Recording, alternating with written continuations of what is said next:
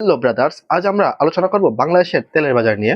আমরা জানি এক আকস্মিকভাবে বাংলাদেশের তেলের বাজারে তেলের দাম আজ আকাশচুম্বী হয়ে গেছে। সেটি কেন হয়েছে সেই নিয়ে আজ আমরা বিস্তারিত আলোচনা করব। চলেন বেশি দেরি না করে আলোচনা শুরু করি।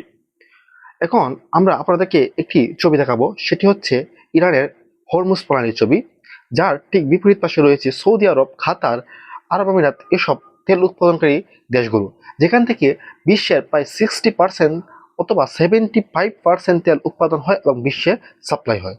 এই তেল সাপ্লাই হওয়াতে বিশ্বের তেলের বাজারের দাম স্বস্তিতে থাকে, কিন্তু হঠাৎ আমেরিকা ইসরায়েলের সাথে ইরানের যুদ্ধ হয়। সেই যুদ্ধে আয়াতুল্লাহ আল খামেনি নিহত হয়।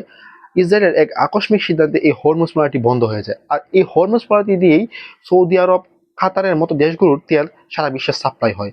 এছাড়া অন্য কোথাও দিয়ে যদি তেল সাপ্লাই করার চিন্তা করা হয়, তাহলে নিম্নে পক্ষে 7 মাস সময় লাগবে। আর বুঝতে পারছেন, 7 মাস সময় মানে এটি একটি ভয়াবহ একটি বিষয়।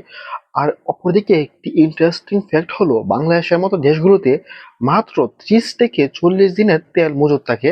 এর বেশি হলে তেল ফুরিয়ে যায়। আর সেই জন্য এখন যেহেতু যোগান সীমাবদ্ধ, তাই তেলের দাম বৃদ্ধি পাচ্ছে।